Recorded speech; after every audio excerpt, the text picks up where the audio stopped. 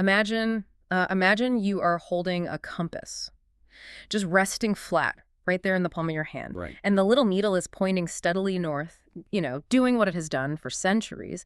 It's guided by the Earth's invisible ancient magnetic field. Yeah, exactly. But now you place that same compass near a completely ordinary, simple copper wire. There's nothing special about it at all. But then you flip a switch. You turn it on? Right. You run a basic battery current through that wire, and instantly, violently, the compass needle jerks away from north. It just snaps to a completely new orientation. Such a wild thing to see for the first time. It really is. And I mean, you have to ask why? What just happened in the empty space between the wire and the needle? Because it seems like a simple parlor trick, right? Oh, absolutely. And when Hans Christian Ørsted first observed it in 1820, it probably looked like one. But that tiny jerk of a compass needle fundamentally shattered our understanding of nature. It really did. It changed everything. So today, we are tracking down a single 200-year-old physical law that was born from that exact parlor trick. We are doing a massive deep dive into the source material.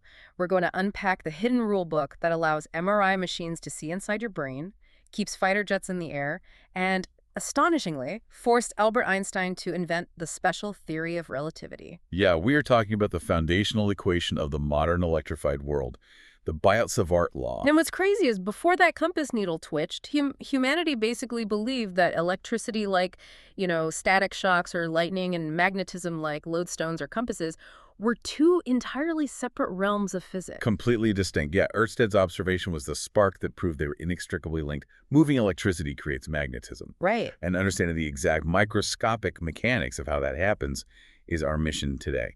We're going to explore the law of Biot and Savart in honestly exhaustive mathematical detail. Yeah. We'll look at Ampere's law, advanced vector calculus, a modern scalar critique of the math, and all those incredible applications you mentioned.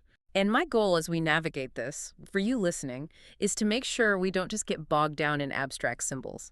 I want to translate the dense physics into something you can clearly picture in your head while we keep all the rigorous, sophisticated detail that makes this topic so beautiful. I love that. It is beautiful. So let's go back to the beginning. We aren't starting in a modern laboratory with supercomputers and oscilloscopes. We are in Paris in the year 1820. What is the atmosphere like when this news breaks? It is sheer scientific panic combined with absolute elation. You really have to picture the Académie des Sciences in Paris. Which was the epicenter of European intellectual life. Exactly. The smartest people in the world are in that room. And François Arago, who is a very prominent French physicist, returns from a trip and brings news of Ørsted's compass deflection to the Academy. He stands in front of these great minds and physically demonstrates that a wire carrying a current acts exactly like an ordinary magnet. I try to imagine what that felt like in the room. I mean, it would be like someone walking into a major physics conference today, turning on a flashlight, and proving that the light beam somehow creates a gravitational pull that moves a coffee cup across the table. Oh, that is a brilliant way to put it. Yeah, it completely upends the established paradigm. The scientific community was mobilized instantly. It was an intellectual gold rush. Everyone wanted to be the one to solve it. Right, because everyone knew that whoever could formulate the mathematical law governing this bizarre new force would be immortalized in the history of physics. And first, out of the gates were Jean-Baptiste Biot and Félix Savart. Two absolute legends. Yeah, in less than 3 months, which, by the way, is a blistering pace for 19th century science, they constructed an incredibly delicate experiment to try and quantify this effect. Now, wait a minute, though. They didn't have digital multimeters in 1820. They didn't have Hall effect sensors. How do you measure the exact strength of an invisible magnetic field back then? Well, you use what you have. And what they had was a deep understanding of mechanical oscillation. They used a very old, established method. Okay. They timed the oscillations of a highly sensitive, small magnetic needle suspended on a really fine thread near the wire. Oh, I see. So it's like a pendulum or like a weight bouncing on a spring. Precisely. If the invisible magnetic field pulling on the needle is stronger, the needle is going to snap back and forth much faster, like a stiffer spring. And if the field is weak, it swings lazily. You've got it. That's exactly the physics. By simply counting the swings of the needle over a set period of time using a pocket watch, they could calculate the restoring force and therefore measure the invisible field strength at different distances. That is so incredibly clever. It really is. So they set up a very long, straight, vertical wire. something they mathematically approximated as infinite compared to the tiny needle. Yeah. And through just meticulous, painstaking measurements, taking reading after reading, they discovered a foundational empirical fact. The magnetic force exerted by the wire on the compass needle is inversely proportional to the perpendicular distance from the wire. Okay, so meaning if you move the compass twice as far away, the magnetic field is half as strong, the field strength drops off as 1 over the distance, or, 1 over r. Correct. Oh. So they present this to the Academy. But, science is rarely a clean, linear march of progress. It is full of giant egos and intense rivalry. Oh, yeah, the drama. Oh, lots of drama. Because sitting right there in the audience was André-Marie Ampère. Ampere. Yes, a true titan of physics. He looks at biot and Savart's initial methodology, and he just heavily criticizes it. He goes on the offensive. Wait, what was his problem with it? I mean, a long straight wire seems like a perfectly logical, simple place to start an experiment. Well, Ampere's critique was entirely valid, conceptually. He basically argued, look, you measure the field around a long, straight wire. That is a highly specific, symmetrical, macroscopic object. Right. How on earth can you claim to have deduced a universal, fundamental law of nature from just a straight line? Oh, I get it. Ampere understood that a true fundamental physical law needs to describe the microscopic, infinitesimal mechanism. Exactly. It needs to tell you what one single microscopic speck of electrical current is doing, totally independent of whether the whole wire is straight, coiled, or, tangled into a knot. It's like trying to deduce the laws of aerodynamics by only ever looking at a perfectly round sphere in a wind tunnel. You might figure out some math for the sphere, but it won't help you build an airplane wing. That is exactly the problem. So, this historical friction forces biot and Savart back into the laboratory. They realize Ampere is right. They need to test angular dependence. You'd have to change the shape of the wire. Right. To prove Ampere wrong, or at least to satisfy his brutal critique, they literally bend their wires. They create V-shaped circuits with sharp angles, and they measure the field at various points inside and outside the V. Because now the needle isn't just looking at an infinite straight line, it's looking at wire segments coming at it from different angles and different distances simultaneously. And this is the crucible. This specific experiment forces them to realize that the angle between the physical wire segment and the point in space matters immensely. They couldn't just rely on distance anymore. No, they had to move beyond the simple 1 over r observation of the macroscopic straight wire and derive the real infinitesimal law. They had to find the mathematical DNA of magnetism. Wow. The formula they eventually synthesized from those V-shaped wire experiments is the biot-Savart law, and it still completely rules electrodynamics today. Okay, we need to look at this mathematical DNA. Let's dissect the anatomy of the biot-Savart law. And I really want to do this carefully. Let's not just read the raw equation out loud like a textbook. Good idea. Let's build it piece by piece, so you, the listener, can see the physical shape of what it's describing. I completely agree. Let's start with the goal. The law doesn't calculate the total magnetic field of a whole object at once. It calculates the infinitesimal magnetic field contribution from a microscopically tiny slice of wire. In physics, we denote that tiny magnetic whisper as dB. The D just means a tiny differential slice, and B, with a little vector arrow on top, is the symbol for magnetic field. And it is a vector. It's not just a temperature reading like 80 degrees. It has a magnitude, a strength, but it also points in a very specific direction in 3D space. Yes. Now, to calculate that tiny vector dB, we start with a constant. We take the permeability of free space, which we denote as mu naught, and we divide it by 4 pi. Let's pause right there on mu naught, the permeability of free space. I feel like in high school physics, they just hand you this constant, it's roughly 4 pi times 10 to the negative 7, and they just tell you to plug it into your calculator. Yeah, that's how it's usually taught. But it's not just a random mathematical fudge factor they threw in to make the numbers work out, is it? It has a deep physical identity.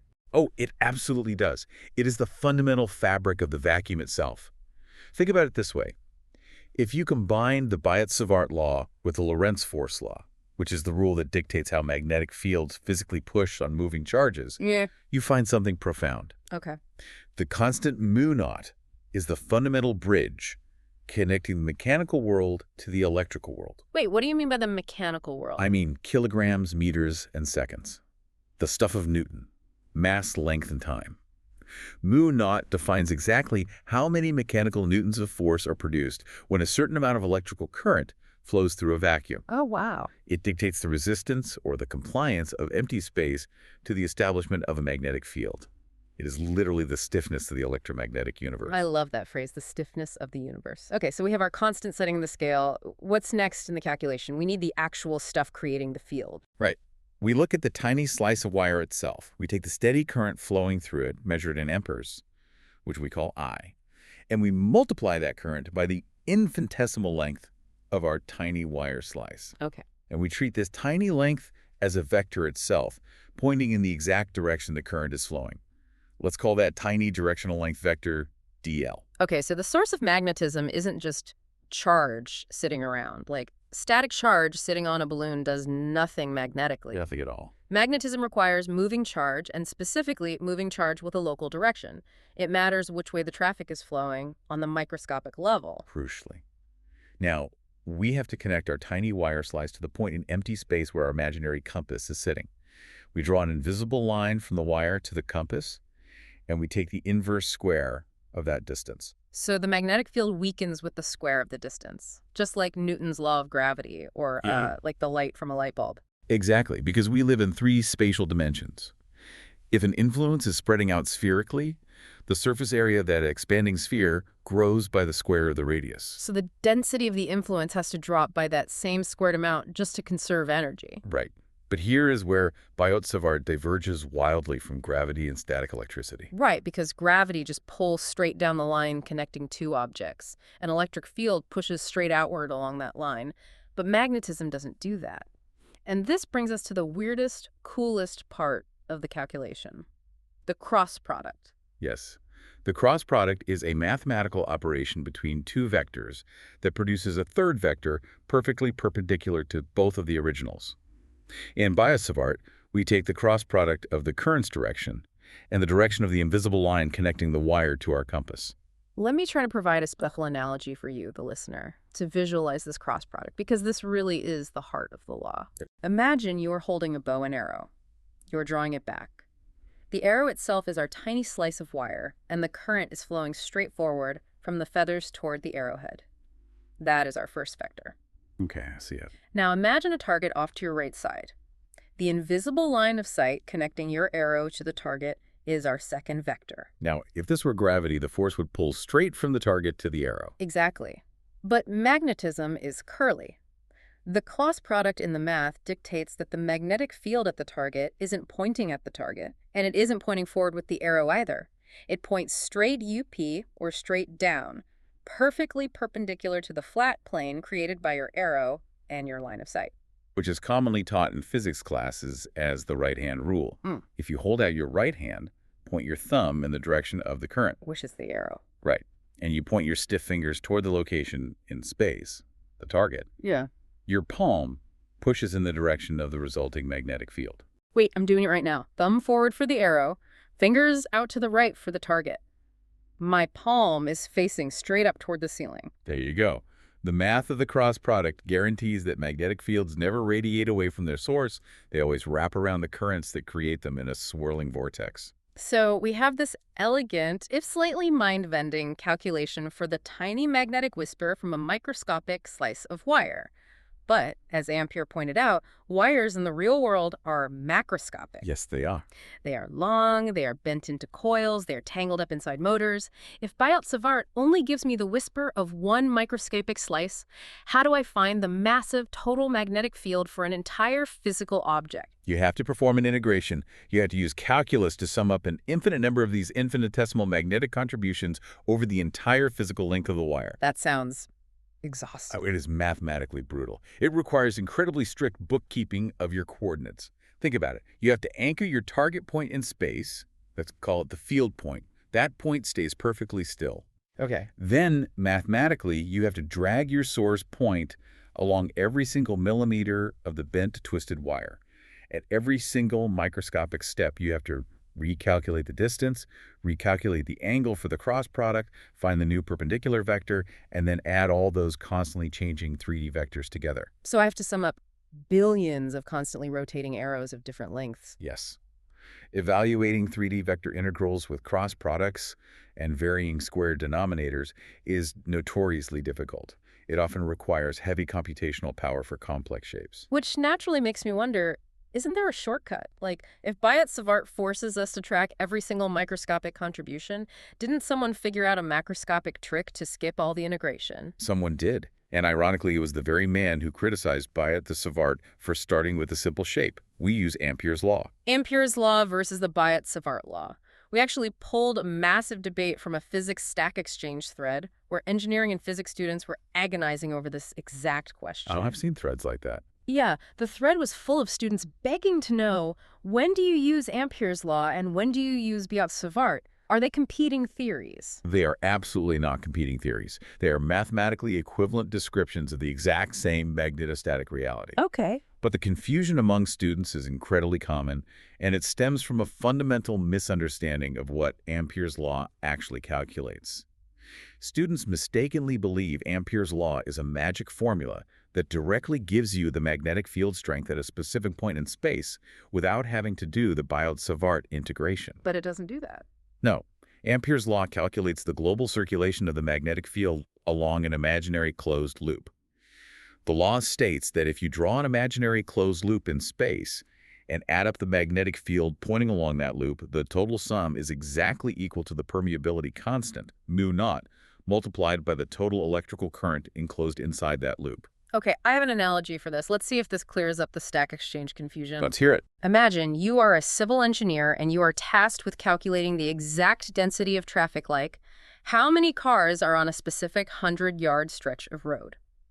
Ampere's law is like standing on a bridge over a perfectly circular ring road that encloses a major city center.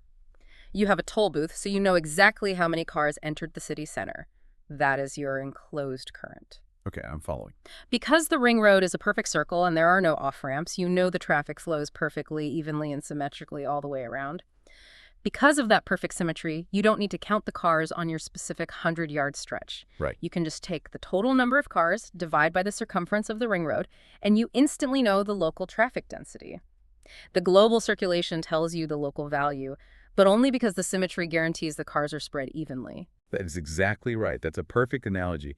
To use Ampere's law to find the local magnetic field, you must be able to pull the magnetic field variable out of the integral. And mathematically, you can only pull it out if you can logically prove, using pure geometrical symmetry, that the magnetic field is constant in strength and perfectly parallel to your loop everywhere. But what if the symmetry is broken?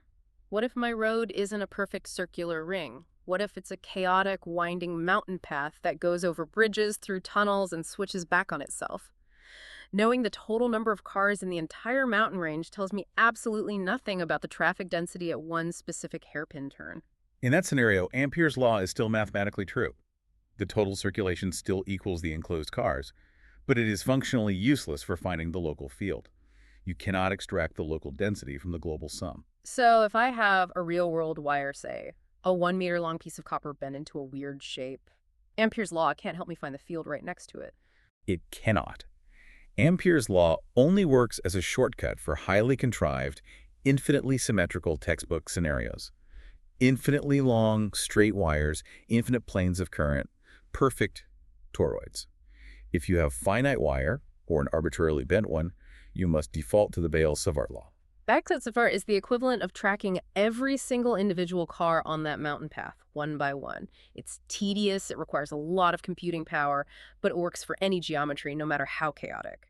Biot-savart is the granular microscopic view. Ampere is the global macroscopic view. Yes.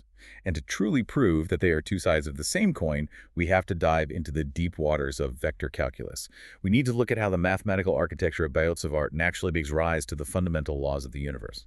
Let's talk about the divergence and the curl. Okay, let's wade into the deep math. We are going to apply something called the del operator. It looks like an upside-down triangle to the magnetic field. This operator basically allows us to take three-dimensional spatial derivatives to see how the field behaves at a single microscopic point. We will begin with divergence. This operation asks a geometric question of the vector field at a specific point. Is the field radiating outward from this point like a source of water? Or is it sinking inward into this point like a drain? Like, for example, if you look at the electric field around a positive point charge, the divergence is positive. The field lines start at the charge and radiate outward in all directions. Precisely. But if we take that mathematical operator for divergence and we apply it to the massive, complex biot-savart integral we just spent all this time building, Mm. what happens? Do the magnetic field lines radiate outward? They do not. Right. A remarkable, rigorous mathematical cancellation occurs. Without getting bogged down in writing out the proof on a chalkboard, what happens is that the divergence operator acts on the coordinates of the space, while the biot-savart integral is summing over the coordinates of the wire. Okay. Because of the specific, highly constrained geometry of the cross product divided by the distance squared, you can apply a standard vector calculus identity. The math proves that the divergence of a curl is always definitively zero. So no matter what crazy shape the wire is, the entire complex biot-savart integral collapses perfectly to zero. The divergence is zero everywhere. Always. Divergence of B equals zero. I am continually in awe of this. It's one of those moments where the math speaks a profound physical truth. If the divergence is always zero, it means magnetic field lines never start and they never end. They have no source point where they spring into existence and no drain where they vanish. They must always, always form continuous closed loops. Which means magnetic monopoles, like an isolated North Pole or an isolated South Pole, cannot exist in classical electrodynamics. If I take a bar magnet, which has a North Pole on one end and a South Pole on the other, and I snap it perfectly in half, I don't isolate the poles. I don't get one piece that is pure north and one piece that is pure south. No, because the field lines inside the magnet were already looping back around. The moment the magnet breaks, the internal looping field lines become exposed as the new external poles at the breakpoint. You just instantly create two smaller, weaker magnets, each with its own north and south. The very geometric structure of the biot-savart law strictly forbids the existence of a monopole. That one calculation, divergence of B equals zero, is literally one of the four foundational Maxwell's equations that govern all of electromagnetism, and it falls right out of biot-savart. Okay, what about the other operation, the curl? If divergence asks, is it radiating outward? The curl asks, is it swirling locally? If you put a tiny microscopic paddle wheel into the vector field, would the field cause it to spin? Like dropping a leaf into a swirling eddy in a river. Exactly. Taking the curl of the biot-savart law involves moving the curl operator inside the volume integral. This gets heavy. It requires multi-term vector identities and utilizing something called the Dirac delta function, which is a mathematical way of representing an infinitely dense point of current. Okay, I'll take your word for it on the Dirac delta function. Fair enough. But when the mathematical dust settles, it simplifies beautifully to this. The curl of the magnetic field equals mu naught times the volume current density. Wait, current density? You mean the actual physical electricity flowing through that specific point in space? Yes. It proves that the swirling, curling nature of a magnetic field at any exact microscopic coordinate is directly proportionally tied to the electric current flowing through that exact coordinate. And this equation, the curl of B equals mu naught J, is actually the differential microscopic form of Ampere's law. So the vector calculus perfectly bridges the two. You start with biot-savart, you take the curl, and you arrive at Ampere. But the math goes even deeper than this, right? Physicists weren't satisfied with having to do the brutal biot-savart cross-product integration every time. They invented a phantom field to make it easier. Yes, the magnetic vector potential, denoted as A, because we established that the divergence of the magnetic field is always zero, a fundamental theorem of vector calculus states that any field with zero divergence can always be expressed mathematically as the curl of another vector field. It's like mathematical inception. The magnetic field B is just the swirling curl of this underlying invisible A field. We call A the vector potential because it is the magnetic analog to electric potential, which you know colloquially as voltage. In static electricity, you don't always calculate the complex electric field directly. You calculate the scalar voltage first, which is much easier, and then you take the spatial derivative, the gradient of the voltage, to find the electric field. So in magnetism, we calculate this invisible A field first, and then we take its curl to find the physical magnetic field B that actually pushes on compass needles. Precisely. And why do we do this? Because calculating the integral for the vector potential A is mathematically vastly simpler than calculating the biot-savart integral for B. Why is it simpler? Two reasons. First, the integral for A has no cross product. The direction of A at any point is simply parallel to the direction of the current creating it. You don't have to constantly calculate perpendicular vectors. Oh, that saves a ton of headache. It really does. Second, the denominator is just the distance, r. It's not the distance squared, r squared. It decays much more gently. making the integration much cleaner to execute. I see. Physicists love simplification, and they love it so much they introduced something called gauges to make it even easier. One of the sources we looked at spent a lot of time on the Coulomb gauge. I've always found gauges confusing. Can you explain why it's such a powerful trick? Think about it this way. We only define this invisible field by its curl, how much it swirls to create the physical magnetic field. Because we didn't specify anything else about it, we actually have mathematical freedom to define its divergence, how much it radiates, however we want, without changing the final physical magnetic field that comes out at the end. So it's a mathematical freebie, like setting the 0 point on an altimeter. Like if I'm climbing a mountain, I can set my altimeter to read 0 at sea level or 0 at base camp. The physical height of the mountain peak doesn't change, just the reference frame I'm using to measure it. That is an excellent analogy. We choose our reference frame to make the math as easy as possible. If we intentionally declare that the divergence of our A field is exactly zero, meaning we force it to not radiate at all, this is called choosing the Coulomb gauge. And when we apply this gauge to Ampere's law, something magical happens. Walk me through the magic. Ampere's law says the curl of B relates to the current. If we substitute B with the curl of A, we suddenly have the curl of the curl of A. Swirling the swirl. Yes. By a standard vector identity, the curl of a curl expands into two parts, the gradient of the divergence minus the Laplacian. The Laplacian is just a second spatial derivative, a measure of how much a value is curving.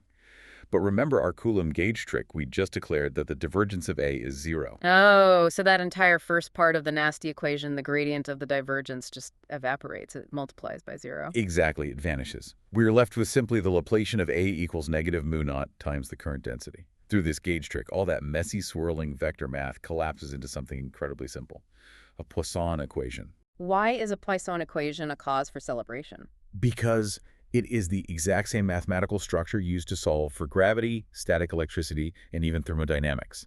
It's the same math used to figure out how heat spreads from a hot burner through a cast iron frying pan. That's wild. By utilizing the vector potential and the Coulomb gauge, we take the incredibly complex, curly, cross-product nightmare of magnetism, and we force it into a standard, well-understood mathematical framework that engineers already know how to solve.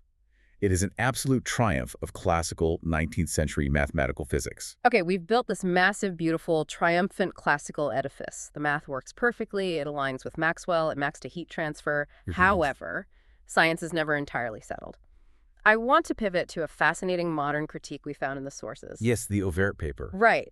As gorgeous as this classical vector mathematics is, a recent paper by Geoffrey Savart in the Open Journal of Applied Sciences points out a troubling, seemingly irreconcilable physical flaw in how the biot-savart law handles the space infinitesimally close to the wire itself. This is where things get truly interesting, because it challenges the fundamental vector geometry we just spent so much time establishing. The issue Savart points out lies right at the boundary of the conductor. Okay. Let's look at the mathematics of the cross product in the biot-savart law again. Imagine a perfectly straight wire lying flat along the x-axis on a graph, centered exactly at the origin, coordinates 0, 0. Okay, I have my mental XY graph drawn. Yeah. The wire is lying perfectly horizontal on the x-axis. Now imagine a point P sitting directly on the x-axis, extending out past the end of the wire, say at x equals 2. The vector from the origin pointing to P is perfectly parallel to the current flowing along the x-axis. They're pointing in the exact same direction. What happens to a mathematical cross product when the two vectors are perfectly parallel? Well, the cross product relies on the sign of the angle between them. The angle is 0 degrees, the sign of 0 is 0, so the cross product is 0. Correct. The biot-savart law definitively dictates that the magnetic field on the exact axis of the wire is strictly 0.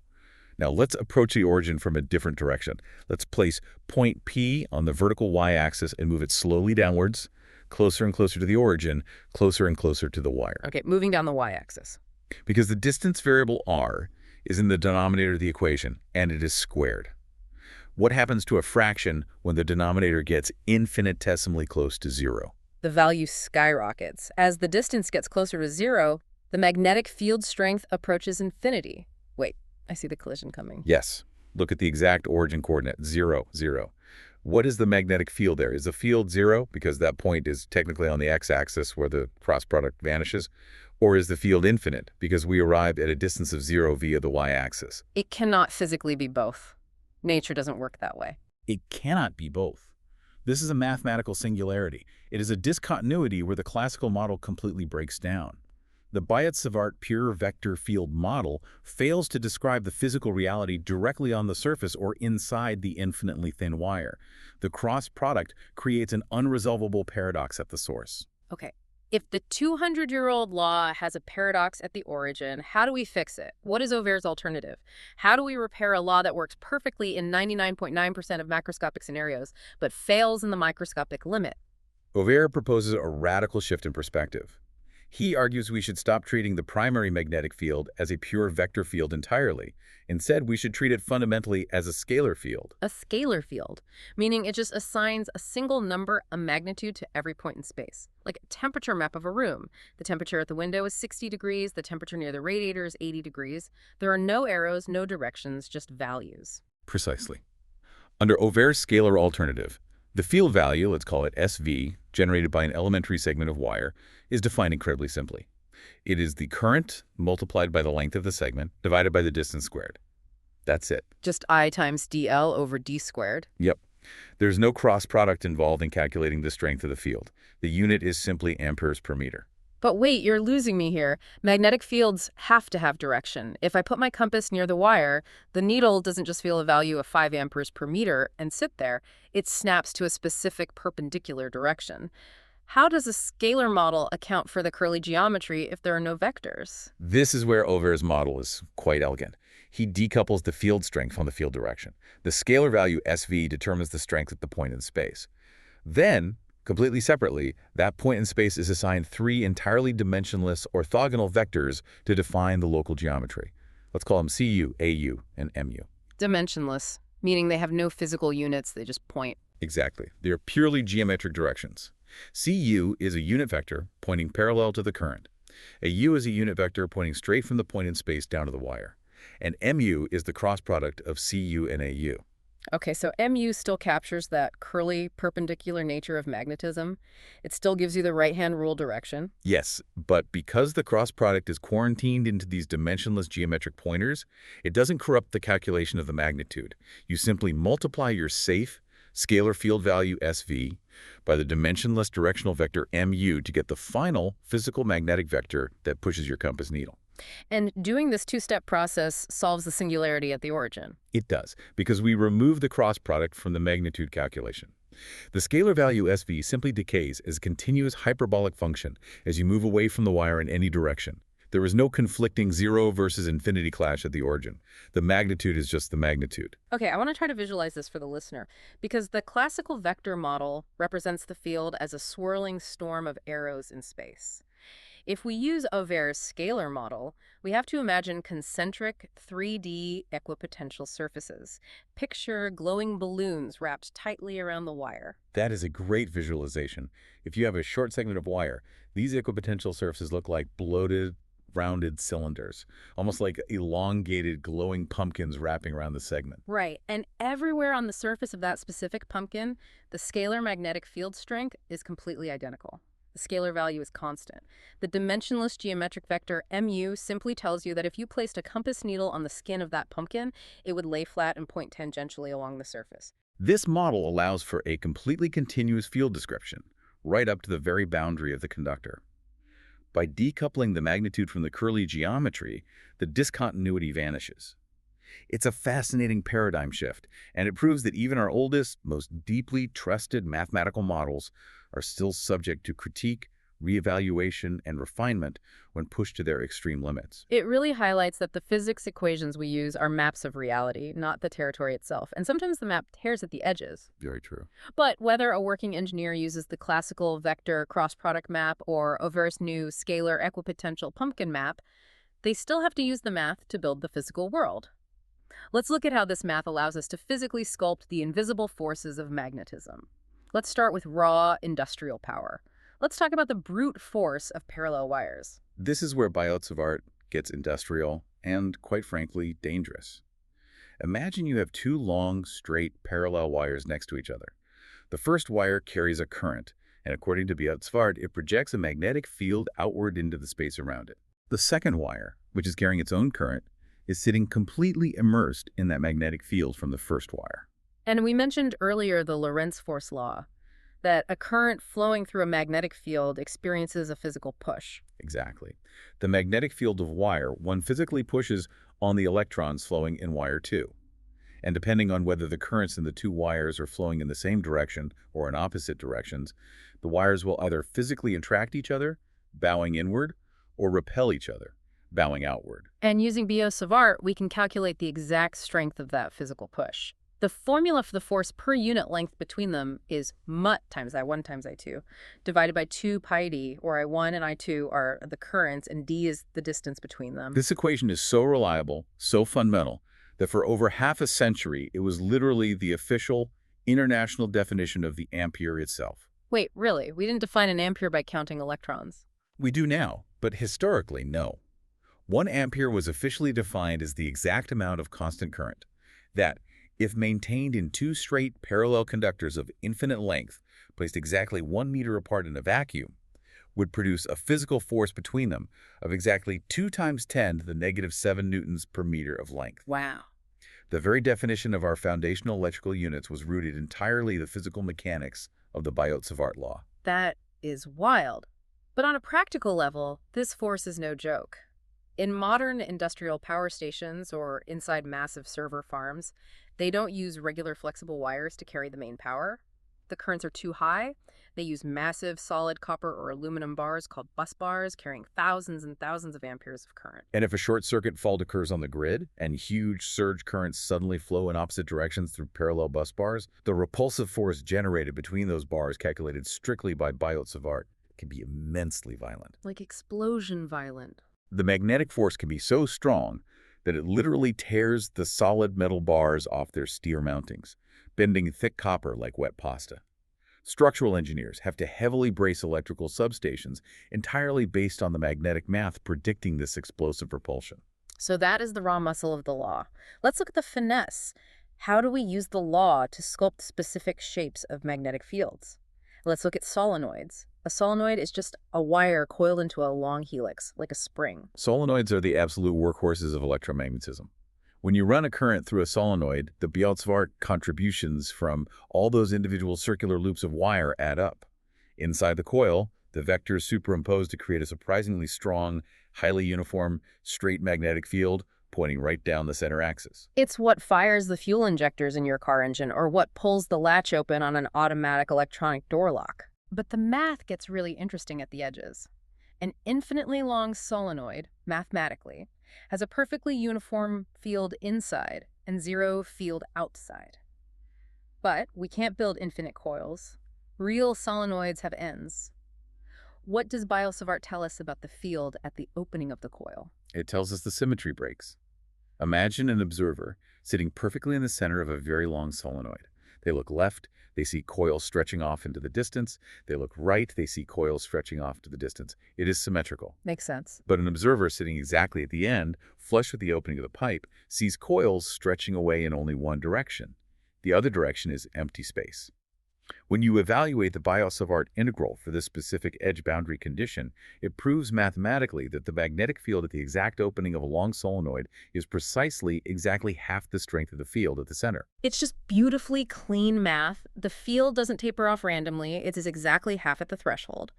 But what if a solenoid isn't good enough? What if I'm a researcher and I need a perfectly uniform magnetic field in an open space where I can physically reach my hands in or put a test subject without wrapping them inside a tight copper coil? Then you need the genius of Helmholtz coils. Hermann von Helmholtz figured out how to sculpt open space.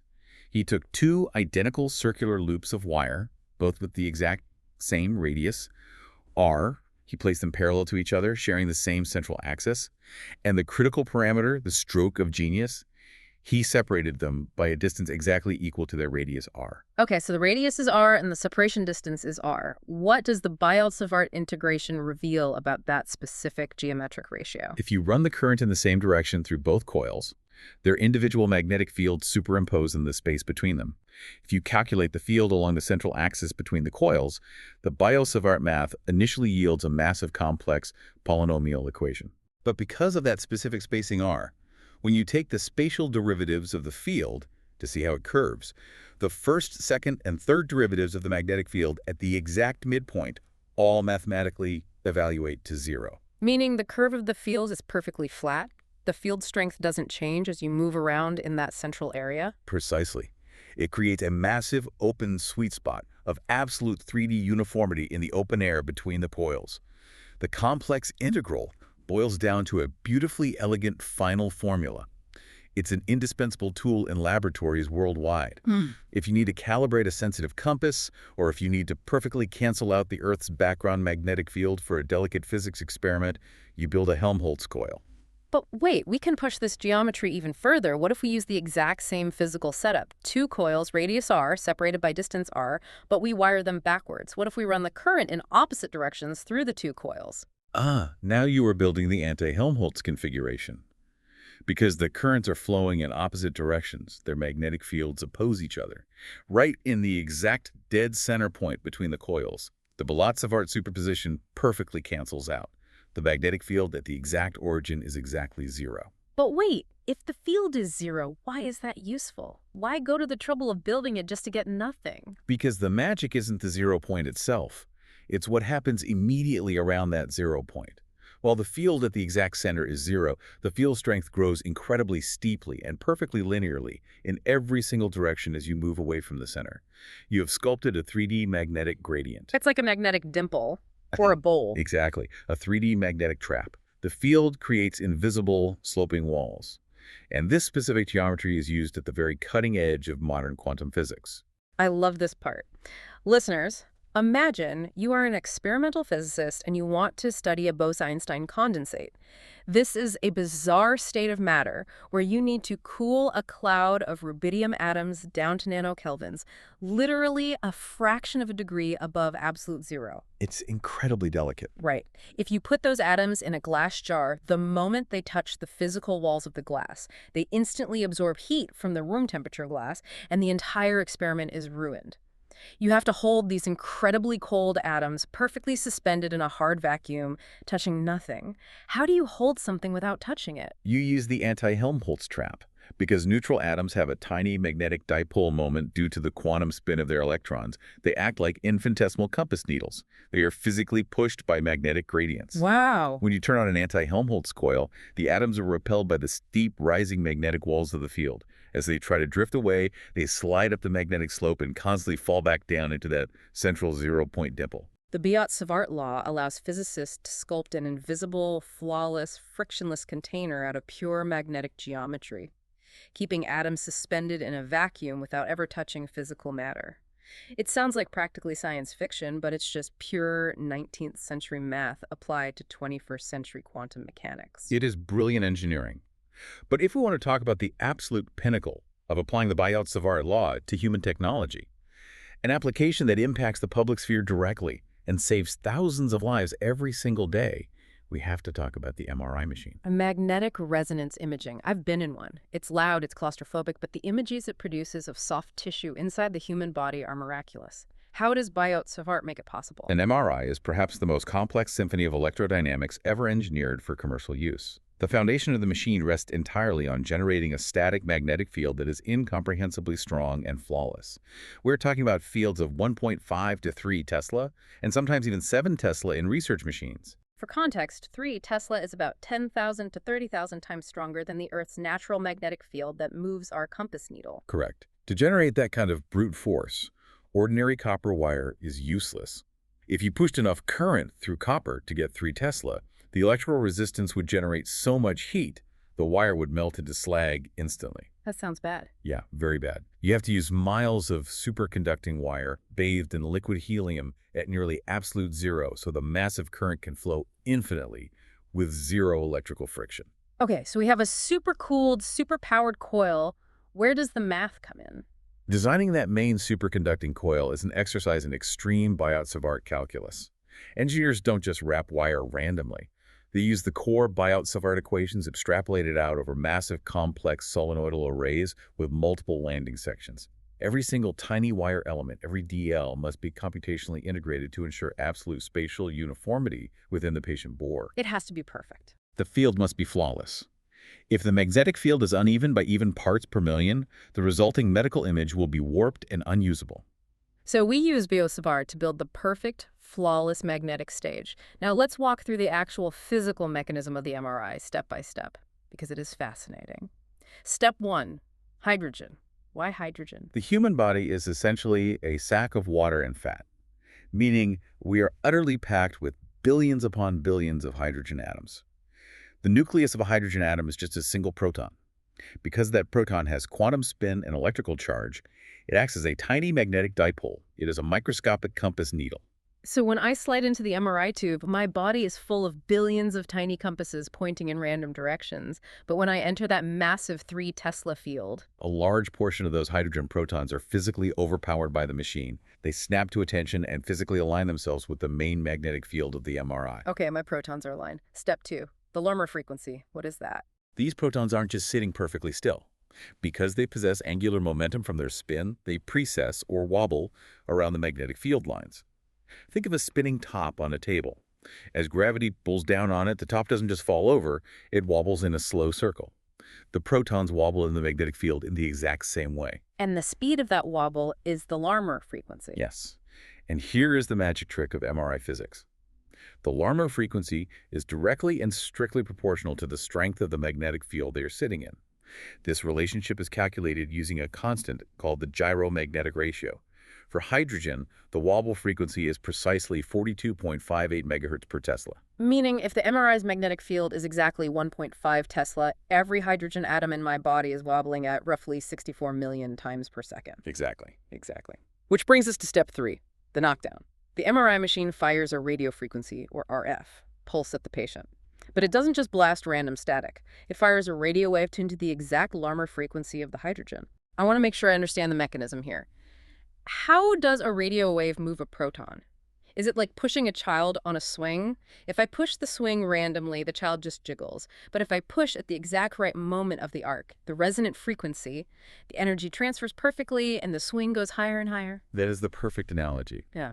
Through the principle of resonance, because the radio wave is oscillating at the exact same frequency the proton is wobbling, the hydrogen protons absorb the radio energy. They are physically knocked sideways, tipping out of alignment with the main magnetic field. Step 4, the whisper. The machine turns the RF pulse off. The protons, which were knocked sideways, naturally want to seek their lowest energy state, so they begin to slowly stand back up, realigning with the massive static magnetic field. As they relax, they release the energy they absorbed from the radio pulse. They emit faint, microscopic radio signals back out into the room. And different tissues in my body relax at different speeds. Yes. Protons in water relax at a different rate than protons in fat, which relax differently than protons in a tumor or in cerebrospinal fluid. They all emit radio signals with slightly different timings and decay rates. So my whole body is glowing with faint radio whispers. The MRI machine listens to these whispers. But wait, if my entire body is broadcasting at 64 megahertz, how does the computer know where a specific signal is coming from? If I'm listening to a massive choir, I can't easily map out exactly where the tenors are standing. How do you get a 3D spatial picture? This is the hardest part of MRI engineering, and it is where biot savart steps back onto the stage.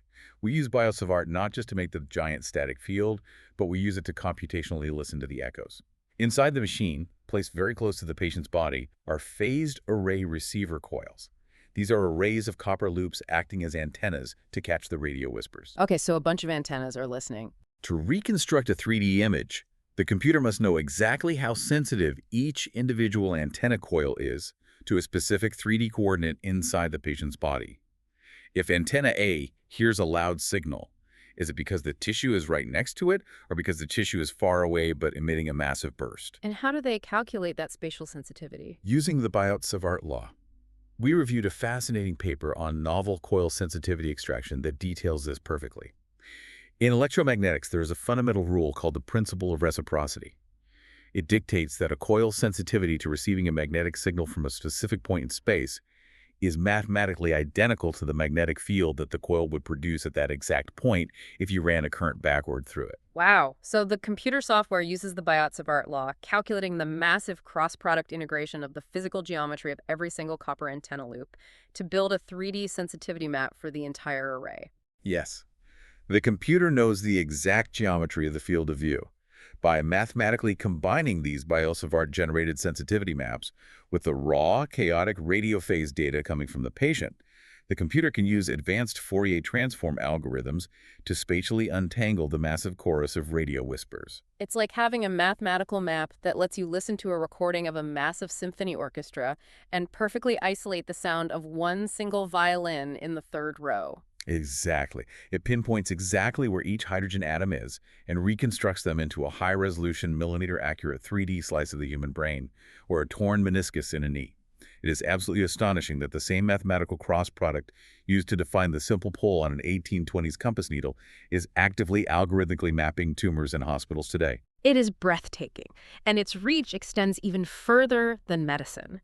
I want to move to our next section, interdisciplinary surprises.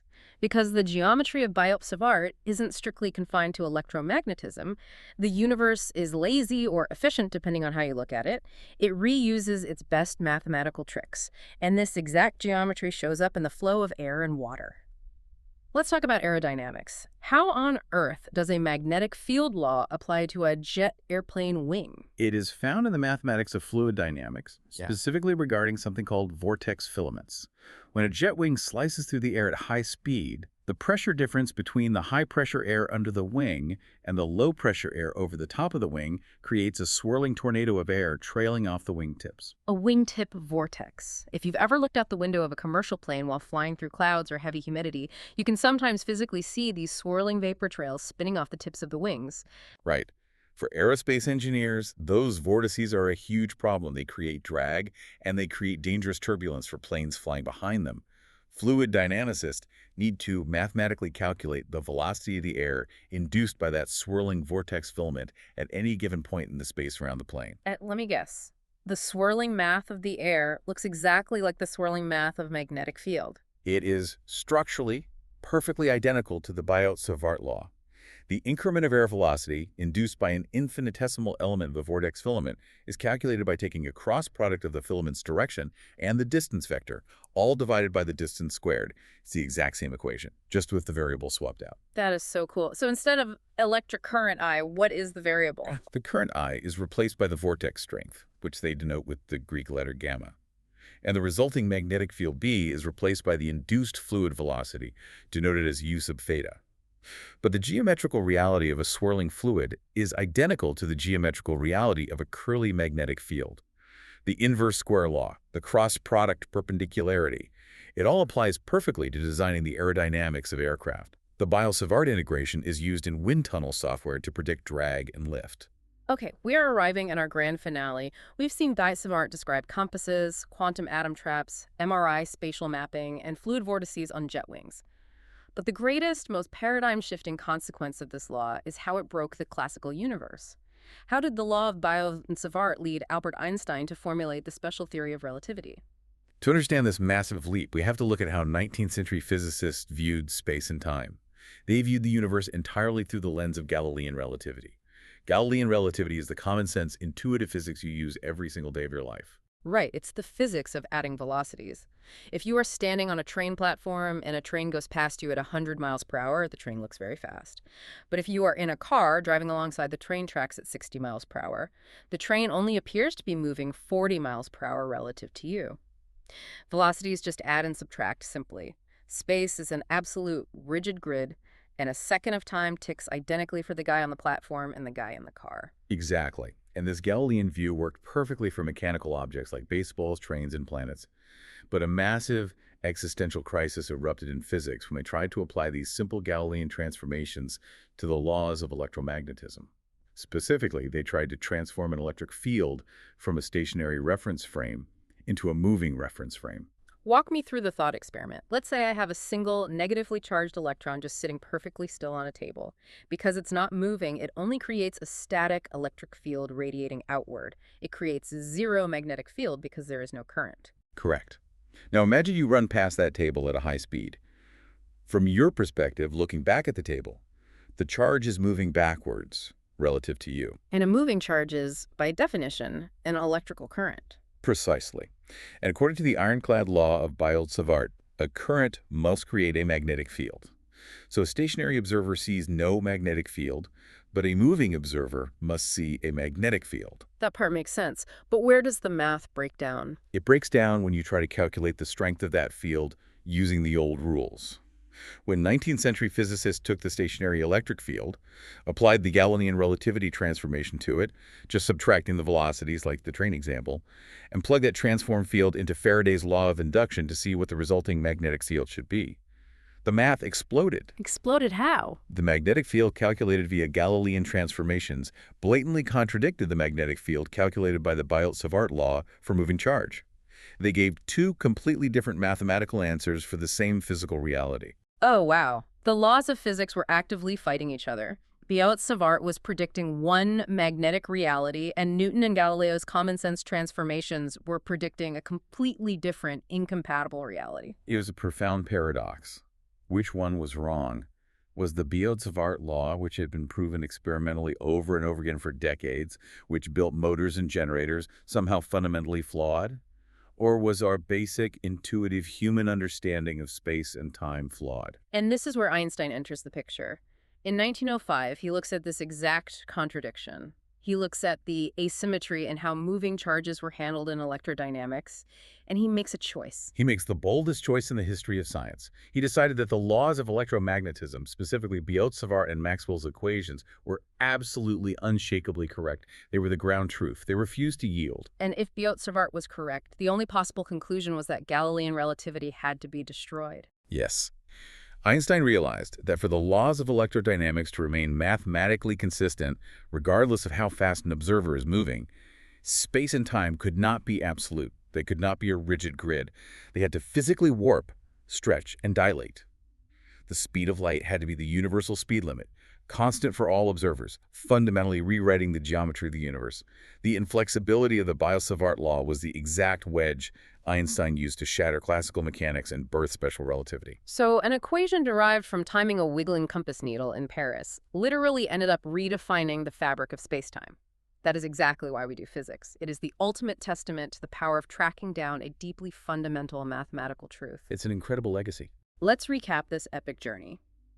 We started with Oersted's parlor trick in 1820. We watched Biot, Savart, and Ampere wage scientific warfare over the necessity of the infinitesimal straight wire. We dissected the anatomy of the law, unpacking the stiffness of the vacuum and the cross product that guarantees magnetism is curly. We explored the stack exchange debate, learning that Ampere's law is a shortcut only for perfect circular ring road symmetry, while Biot-Savart tracks the chaotic mountain path of real-world integration. We dove into vector calculus, proving through the divergence theorem that magnetic monopoles cannot exist, and proving through the curl that the vector potential in the Coulomb gauge can simplify the math into a Poisson equation. We reviewed Auver's scalar critique, replacing the singular cross-product paradox with glowing equipotential pumpkins. We used the math to physically sculpt reality-bracing bus bars against explosive repulsion, calculating the halved fringe fields at the ends of solenoids, and trapping supercooled quantum atoms in the magnetic dimples of anti-Helmholtz coils. We mapped the human brain by calculating Biot-Savart coil sensitivity for MRI arrays. We applied the exact same geometry to the vortex aerodynamics of jet wings, and finally, we saw it shatter Galilean relativity to pave the way for Einstein. A single, elegant mathematical relationship between current, distance, and geometry echoing across every scale of the universe. It's a beautiful thing. But as we end this deep dive, I want to leave you, the listener, with one final, deeply provocative thought to mull over on your own. During our math section, we established that the fundamental architecture of Biot-Savart strictly proves that the divergence of a magnetic field is zero. Divergence of B equals zero. This is the absolute mathematical proof that magnetic monopoles, isolated north or south poles, cannot exist. It is hard-coded into the cross-product geometry of the law. It is. But modern string theory and certain grand unified theories of quantum mechanics that attempt to unite all the forces of nature mathematically suggest, and in some models outright demand, that magnetic monopoles must exist somewhere in the universe, likely forged during the immense energies of the Big Bang. if one is ever found. If one day an experimental physicist captures a single, verifiable magnetic monopole in a quantum detector, the divergence of the magnetic field will suddenly no longer equal zero. And if the divergence of B does not equal zero, the entire foundational mathematical architecture of the biot-savart law, the very law that currently holds together our power grids, guides our jet aircraft, and actively operates our MRI machines, will have been proven fundamentally incomplete. It will have to be completely rewritten from the ground up. So ask yourself, what other invisible ancient geometries of the universe are we sitting comfortably in right now, relying on every single day, that are just one single microscopic discovery away from entirely shattering?